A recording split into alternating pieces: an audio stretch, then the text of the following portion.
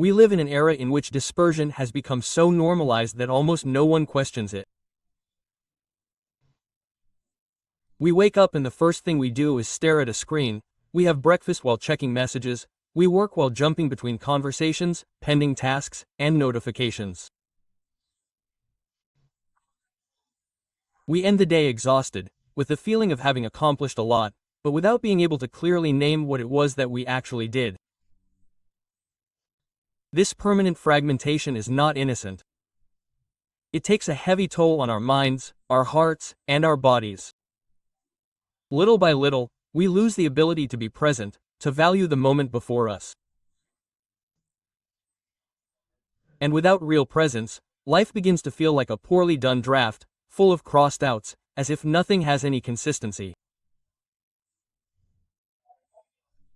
When I talk about training concentration, I am not referring to an academic skill or a luxury for those who have free time. I am referring to an essential practice for regaining direction in our inner lives. Concentration is the gateway to order. Without it, any attempt to organize emotions or thoughts falls short. Because how can we organize something if we are not even capable of sustaining it in tension for a few minutes?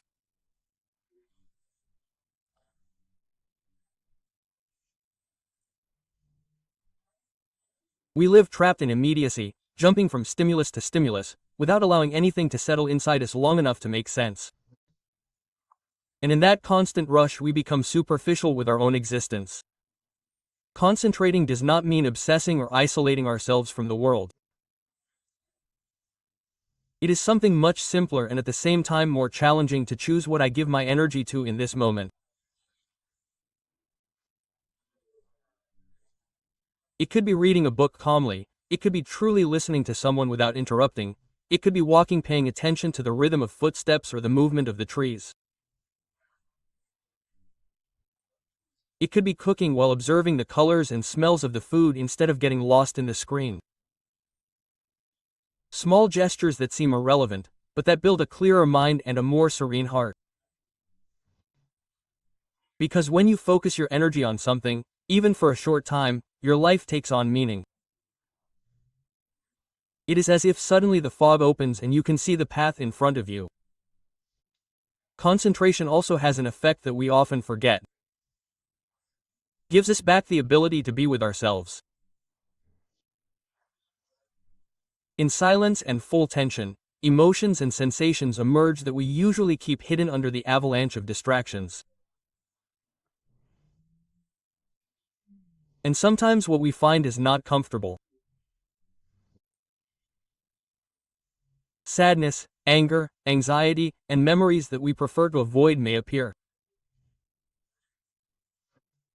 That is why it is so difficult to practice concentration, because when we remain still with ourselves, things are revealed that we would rather not look at. But that is precisely where the value of the practice lies. Disorder is not resolved by ignoring it, it is resolved by daring to look at it head-on. Whoever manages to focus their attention, even for a few minutes a day, begins to notice real changes. Problems do not disappear, but they become more understandable. Internal noise does not die down completely, but it does decrease in volume. External chaos still exists, but it no longer drags on with the same force. Because concentration is, deep down, an act of emotional self-defense. In other words, I choose where I put my mind.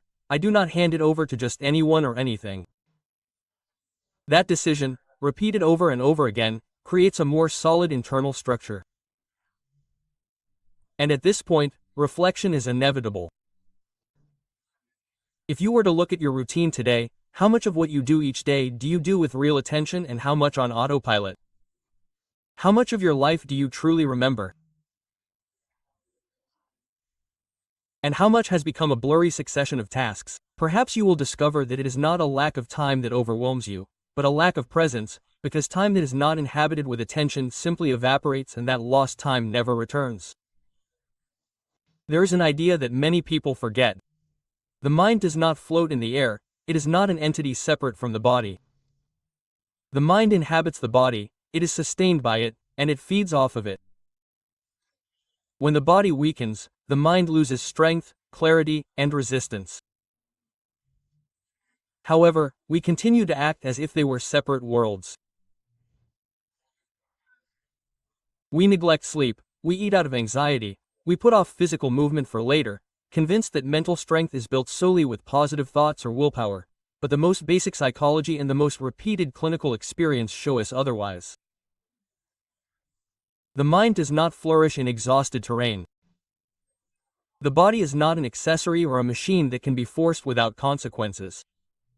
It is your most intimate home, the only one you will inhabit for the rest of your life. And the way you treat it is reflected in the way you feel, the way you think, and your capacity to love. Neglecting your body is a form of silent self-betrayal that sooner or later takes its toll on the emotional sphere. Fatigue, irritability, and difficulty concentrating often have nothing to do with a complex personality problem, but with the basics: an exhausted body that can no longer sustain what the mind demands of it. Moving every day, even with something as simple as walking steadily, is much more than a healthy habit. It is a daily reminder that you are alive, that your body responds, and that you still have room to choose how you want to treat yourself. You do not need extreme training, you do not need to become an athlete, but you do need to respect your body. Getting enough sleep is not laziness, it is restoration. Eating consciously is not a luxury, it is a way of taking care of your internal balance. When you choose nourishing foods, you are telling your body that it deserves to be sustained, and that has a direct impact on your mind. The same goes for rest.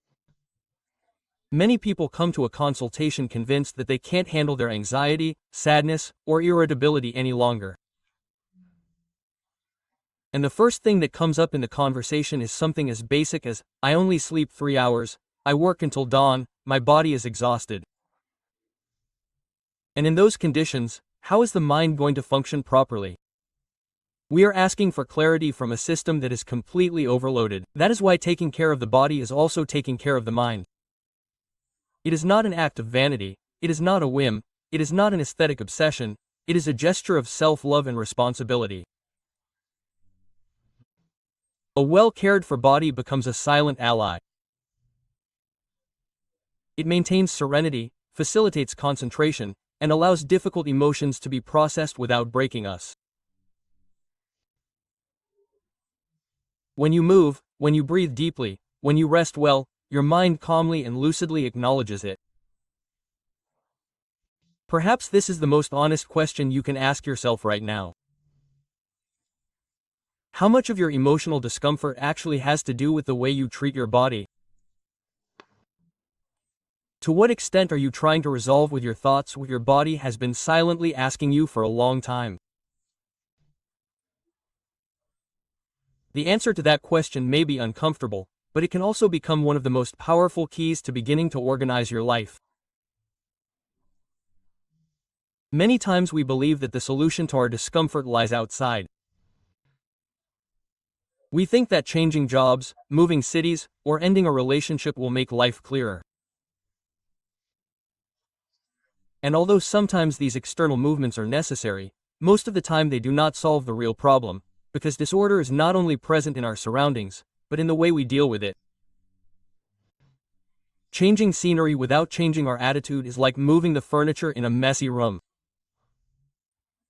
It may look different for a moment, but the chaos is still there, intact, waiting. I have seen many people repeat this pattern.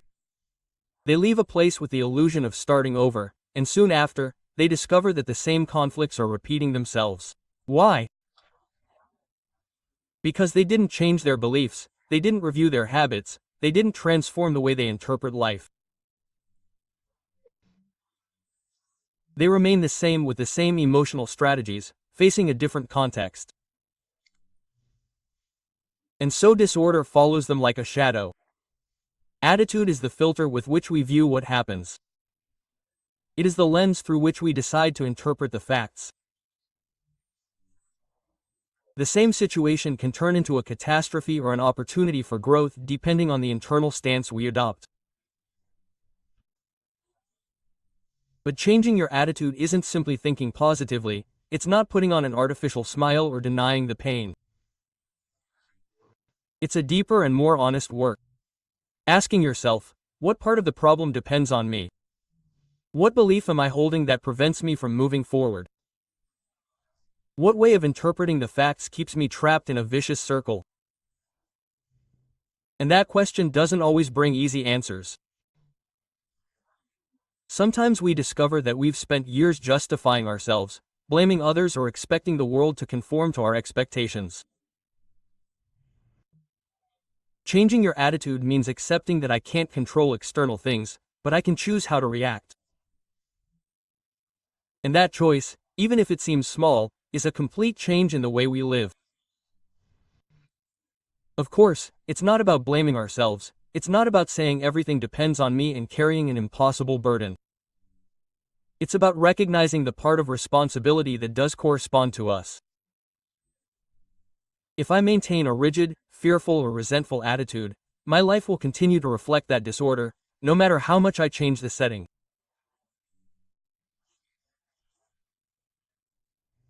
But if I dare to make my thoughts more flexible, to review the beliefs that I inherited without questioning, to modify the habits that no longer serve me, then any setting, even a difficult one, can become a place of learning and growth.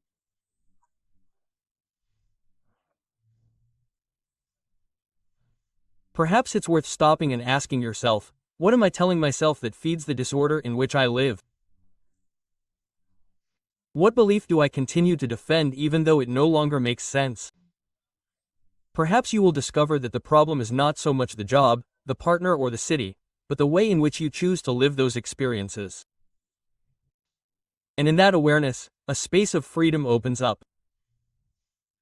You don't need to wait for everything outside to change to start putting your life in order. You can start now by changing the way you choose to face the world. There is something that becomes a silent burden that we rarely stop to look at with the seriousness that addictions deserve.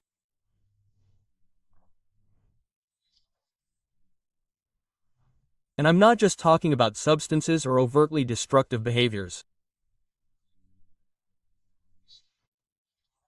I'm also talking about the more subtle addictions, those that go unnoticed because they are socially seen as normal. A. The constant need for approval, the attachment to money beyond what is necessary, the obsession with social media, the inability to let go of ties that no longer provide anything healthy. Everything that you can't let go of sooner or later ends up controlling you. The true test to know if something is a free choice or an addiction is very simple.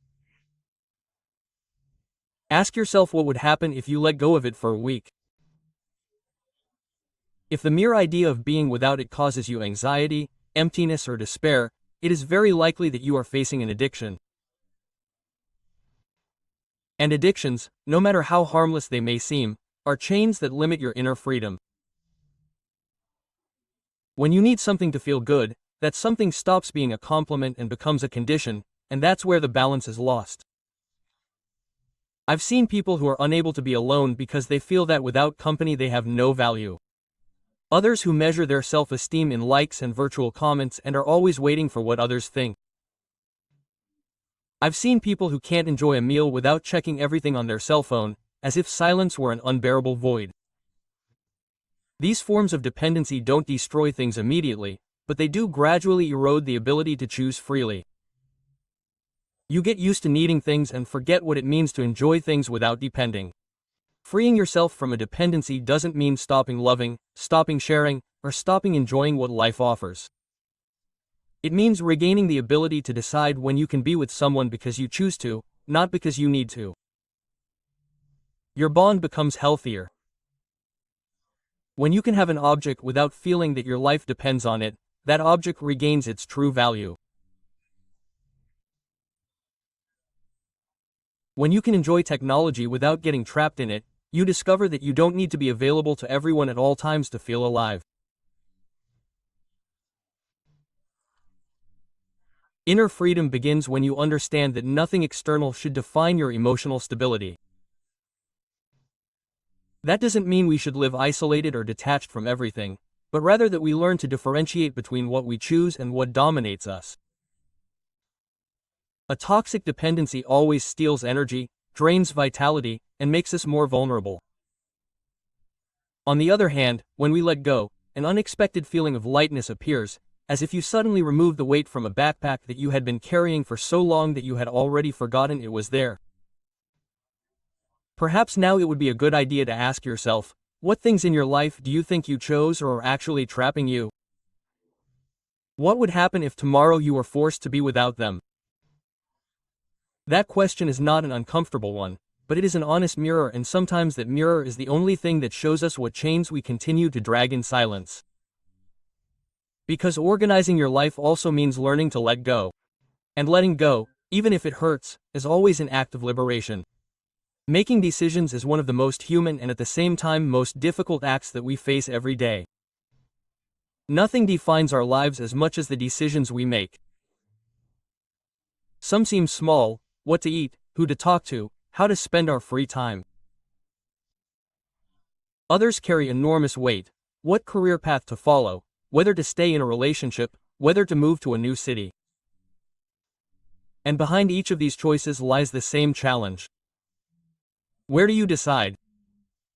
From pure emotion or from cold reason? The truth is that neither of these alone is enough.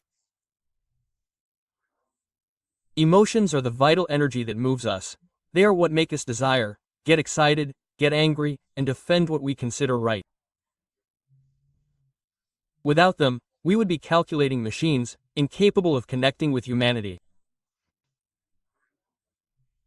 But when emotions are imposed without a filter, they can drag us into impulsive decisions that we later regret. Those who decide in the midst of anger usually end up doing harm. Those who decide from euphoria often ignore the consequences. Those who decide from fear almost always limit themselves more than necessary. That is why, although emotions are necessary, they are not a reliable compass when they are imposed alone. On the other side is reason. That space for analysis, calm, and calculation. Reason allows us to see the long term, identify risks, and maintain the coherence of our values. Without it, our decisions would be pure instinct. But reason without emotion is also dangerous. It can lead us to make cold, soulless decisions that are disconnected from what we truly feel. Choosing based solely on reason can turn life into a catalog of empty, fulfilled duties, where everything seems to be in order but nothing resonates in the heart. The challenge is to find the balance, to allow emotion to speak, but also to let reason listen. A mature decision arises when both parties engage in dialogue, and that dialogue does not happen in the midst of haste, it happens in the pause. Before responding, before committing, before buying, before saying yes or no, the invitation is simple.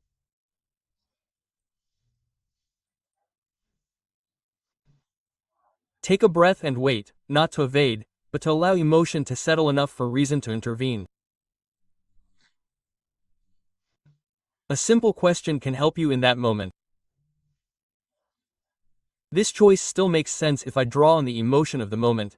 If the answer is yes, you are probably facing a solid decision. If the answer is no, perhaps it is a good idea to wait, let the internal storm pass, and then look calmly again.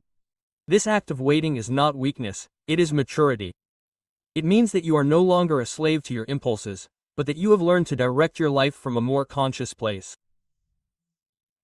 Every time you manage to decide from this balance, you build self-confidence. Confidence that you will not be carried away by emotion, but neither will you become a prisoner of coldness. Confidence that you are capable of listening to both your heart and your mind. And that type of confidence over time becomes a solid foundation for organizing your life. Because an organized life is not one where there are never any doubts or conflicts, but one where decisions are made clearly and not as an automatic reaction. Perhaps it is worth stopping right now and asking yourself, what important decision in your life did you make only with your heart? And then regretted it? And what other one did you take with reason alone and then discover that you lacked soul on that path?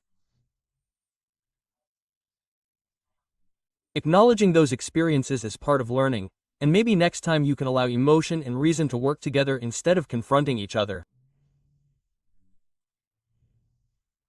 There's a very common trap that we've all fallen into at some point. Procrastination, that voice that says, "I'll do it later, when I have more time, when I'm more prepared."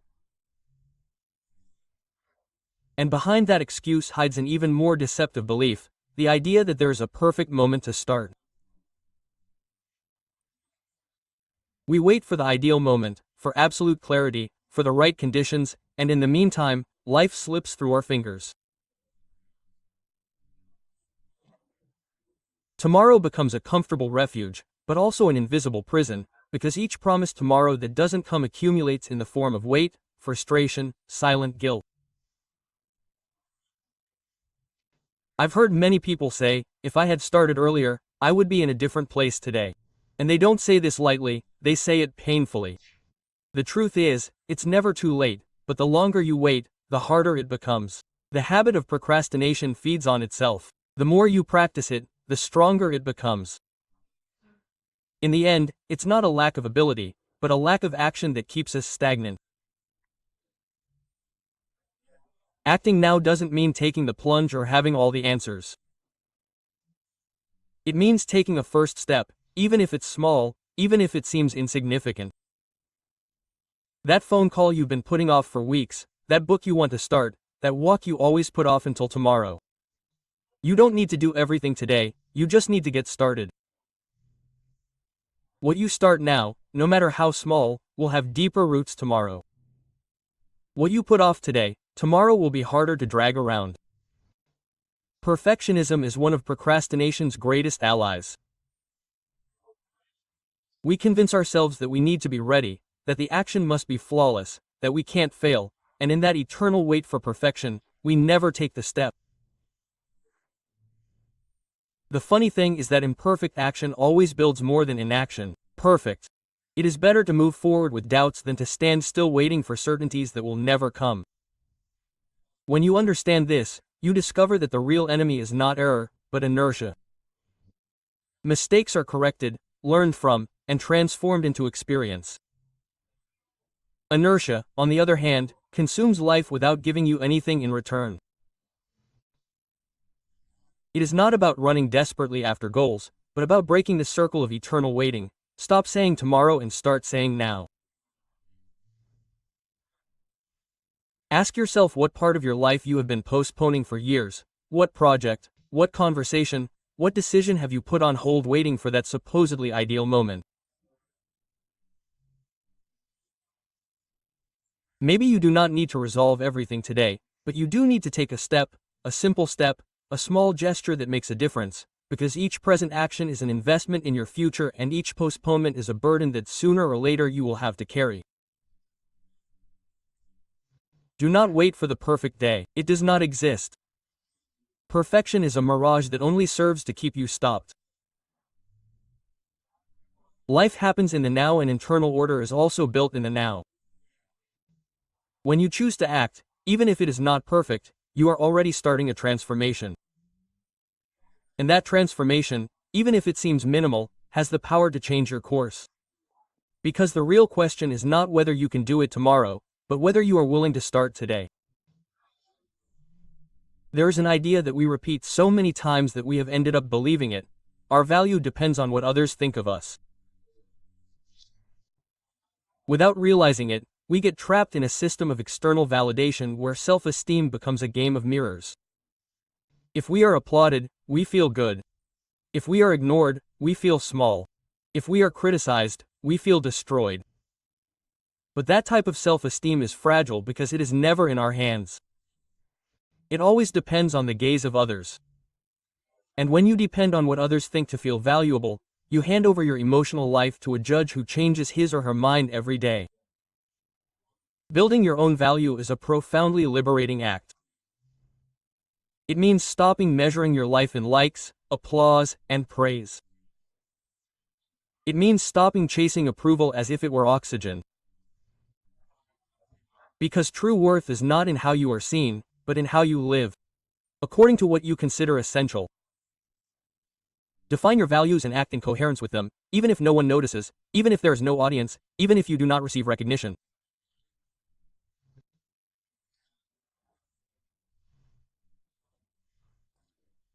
That is the terrain where true self-esteem is born, in the intimacy of your decisions, in fidelity to yourself. I have accompanied people who have spent their entire lives living to please.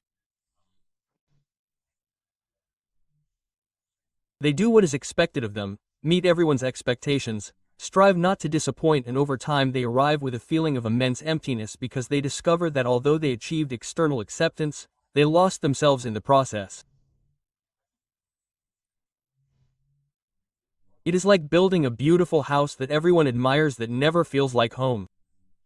Applause can fill you for a moment, but it does not sustain you in the long term.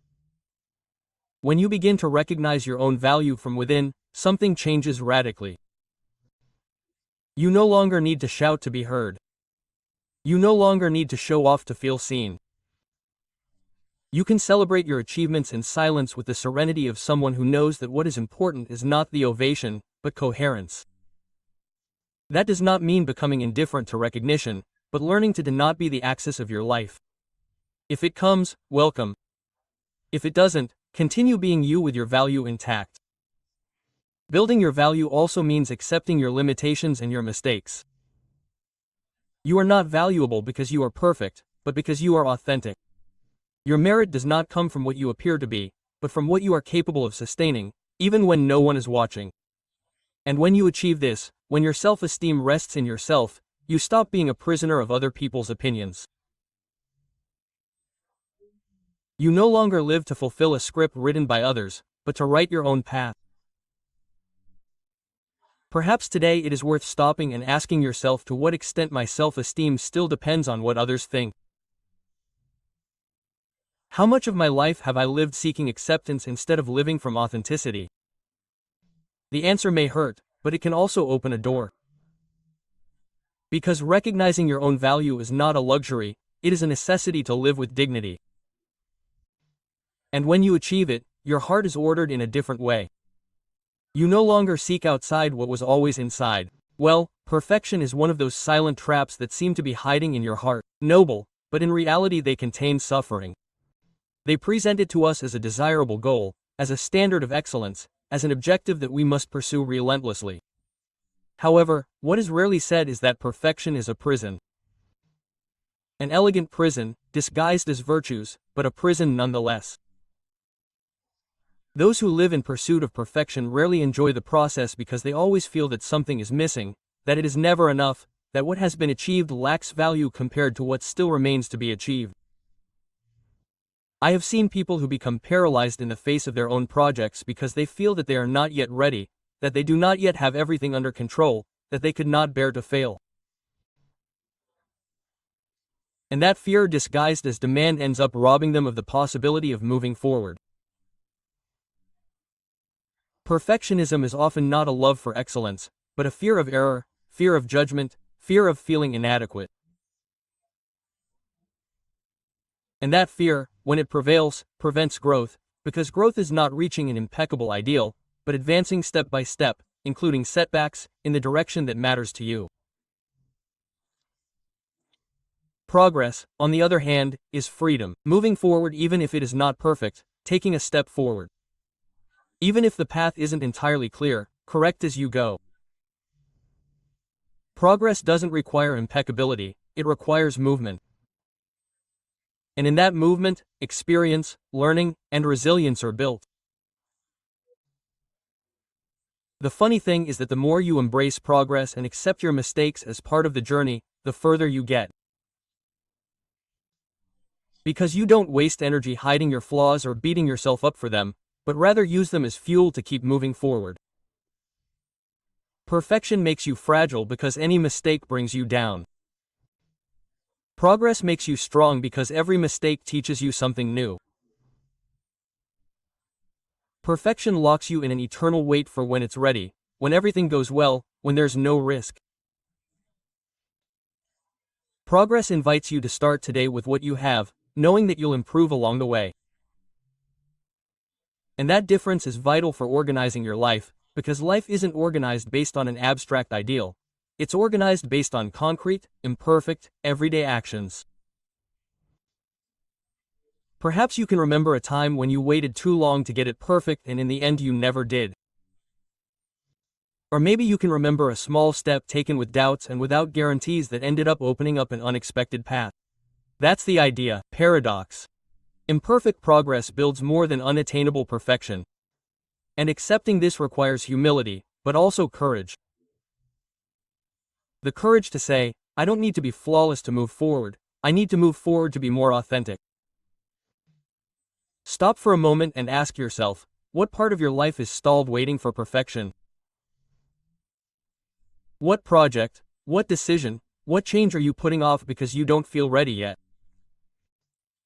You may discover that the real obstacle is not the difficulty of the path, but the unrealistic demand you have placed on yourself. And acknowledging this is a step towards freedom. Because when you choose progress over perfection, you regain the right to make mistakes, to learn and to grow. And in that process the mind becomes orderly, the heart becomes calm and life regains movement. Constant comfort seems like a gift, but in reality it numbs you. When everything is easy, when nothing requires us to leave what is familiar, life loses strength and we lose resilience. It is not about seeking suffering, but about recognizing that certain challenges are necessary to keep us awake, active and alive. The healthy rest is the one that makes us uncomfortable but does not destroy us. The one that forces us to grow but does not break us. Sometimes small gestures are enough. Taking a cold shower, telling a truth that you have avoided, learning something that always intimidated you. They are not gigantic tests, they are character trainings and, in each of these experiences, you discover something essential, that you can do more than you imagined, that your limit was not as rigid as you thought, that inside you there is a reserve of strength that only appears when you dare to cross the edge of your comfort zone.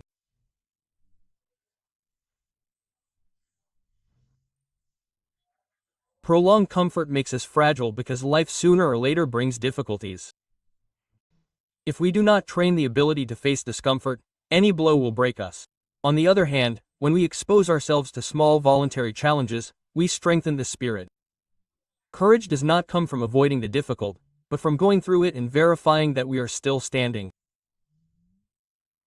Perhaps today it is worth asking yourself, what small discomfort could you consciously choose to strengthen yourself?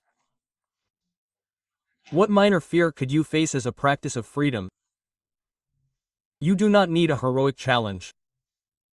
One step out of the ordinary is enough, because in that step something powerful ignites, self-confidence. And with that confidence, your life begins to be ordered in a different way. Forgive, cultivate healthy bonds, love freely. All this sounds grand, but deep down it's the same thing we've been talking about since the beginning.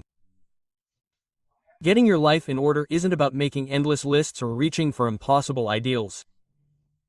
It's about letting go of what no longer serves you, taking care of what sustains you, choosing consciously, and acting honestly. The essential thing isn't in the noise, it's in the simplicity. We may never be able to have everything in perfect balance. And that's okay, order isn't a final state, it's a constant movement. One day you advance, another you stumble, and yet each step leaves its mark. The important thing is to live without being trapped in invisible chains or in dependencies that drain your life. The important thing is to remember that you can always start over, that each day offers an opportunity to be more present, freer, and more authentic. Transformation begins within you, and although it's not always easy, it's always possible. Ask yourself today, what small action can I take to get closer to the life I want?